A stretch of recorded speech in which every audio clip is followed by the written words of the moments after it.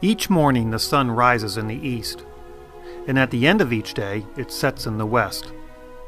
This observation, as well as the motions of what the Greeks called wandering stars, or what we now call planets, was observed for thousands of years. It was assumed that the sun and the planets revolve in a perfect circle around the fixed Earth. That notion, that the entire universe revolved around us, fit well with the concept of man's supremacy and of our feeling of being exceptional. Religious, as well as academic text, taught this geocentric universe, and all the great thinkers, such as Aristotle, agreed. Ptolemy described the planetary motions in a 13-volume treatise called the Almagest, which was used for over 1,000 years. Sometimes the motions of those wandering stars or planets appear to go backward or retrograde from its normal path. In order to explain these motions without jeopardizing the geocentric concept, the original model was adjusted to show that some planets had small circles within their normal orbit, called epicycles. So using the geocentric model, the planetary motions would look like this. Very few asked any questions, and most just believed what they were taught with the accepted model. Because everyone could see the obvious motion of the sun, anyone who questioned the well-established geocentric theory was mocked or thought to be crazy. But some had questions, even if they didn't have all the answers. Those who questioned the fixed Earth got debunked by counter-arguments that they could not answer at the time. For example, if the Earth was spinning, why don't we get dizzy, or just fly off, like water off a wet dog? Or from a technical perspective, why didn't they see any stellar parallax or relative change in the positions of the stars as we orbit the Sun?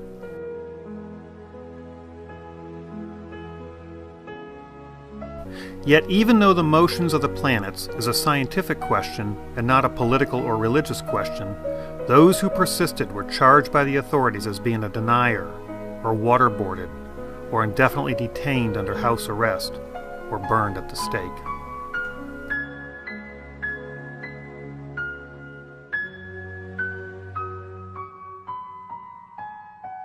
So, does the sun go around the Earth, or the Earth go around the sun? How do you know? How do we know? The reason we know is because careful measurements found small anomalies, and those little details did not fit using the established geocentric model. From the authorities' perspective, those details were the devil and had to be ignored or suppressed, because their dogma could not explain them. But most refused to look at any details or dare to think independently, or kept silent out of fear. In 1992, about 350 years after they threatened to torture him, the Vatican acknowledged that maybe he was right after all. And based on a recent science poll, about a quarter of all Americans still believe the sun revolves around the Earth. But at least some headway has been made over the centuries, and for the most part, that dogma can be put to rest. Those who questioned the dogma in their day were called heretics. Those who question 9/11 or other events today are now called conspiracy theorists. When careful observations were made of planetary motion, the geocentric theory no longer made any sense. When careful observation is made of the tower's fall, the official gravitational collapse theory no longer makes any sense.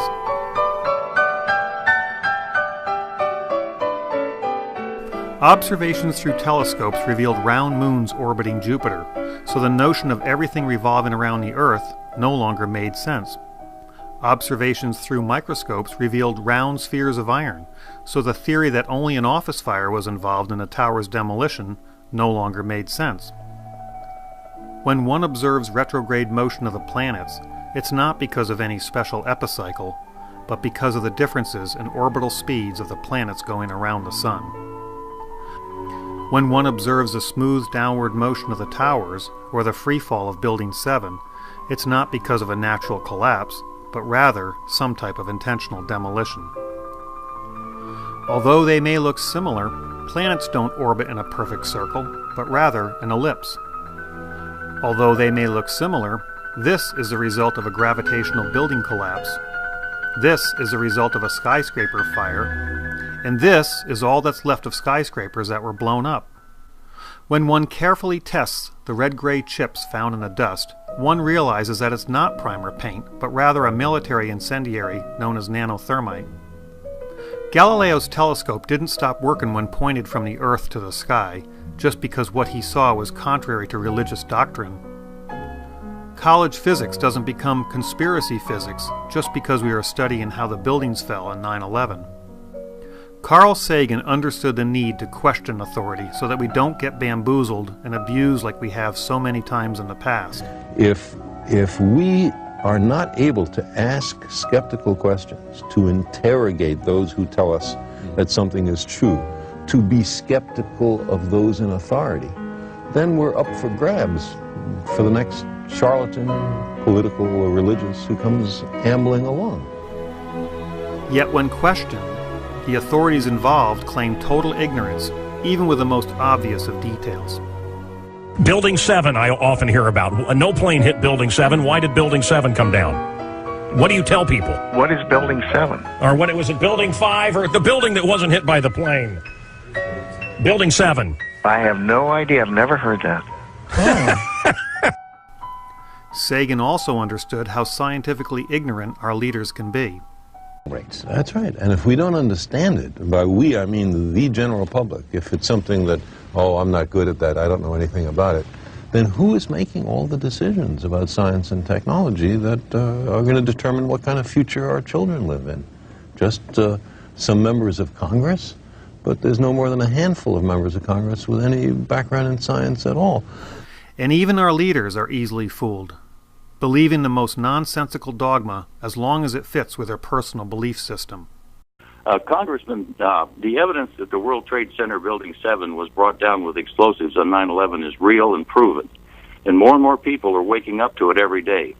How much more trust of the American public does Congress have to lose before it faces reality and acknowledges the need for a new investigation into Building 7's destruction?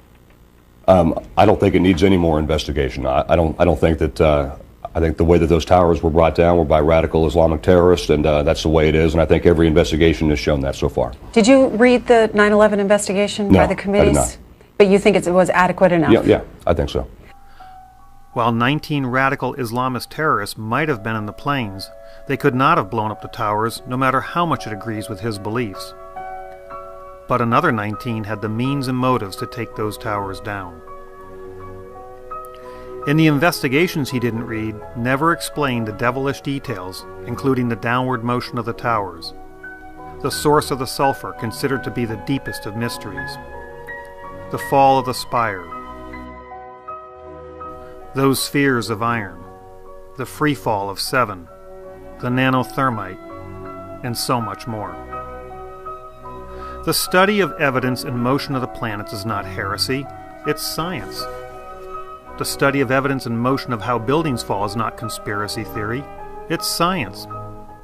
The rush to judgment is inherent in all of us, based on the limited information we receive. If you don't understand the details of an event, you will fall for the official story explained by the authorities and their media. From their perspective, it's critical to keep the people confused and the details hidden, because those details are the devil to their dogma. But the people are waking up, realizing that their own government is behind some of the largest of crimes. And once those details are exposed, we can see that the emperor is wearing no clothes. So why would a government attack their own citizens? Well, one reason might be to get public support to attack those who got blamed. But to hide the details, they must either control or outright ban the media. See, the banning of YouTube was actually prompted by a video posted on the site that was allegedly leaked from top Turkish officials. In the discussion, head of Turkish intelligence Hakan Fidan says, quote, "I'll send 4 men from Syria if that's what it takes. I'll make up a cause of war by ordering a missile attack on Turkey.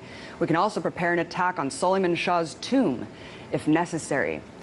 So basically, Turkey's intelligence chief is saying that he's going to make up a false pretext to militarily intervene in Syria by hiring 4 men to attack his own country. As the Undersecretary of the Minister of Foreign Affairs explains, we're going to portray this as Al-Qaeda. Wow. See, this bombshell leak describes something known as a false flag operation.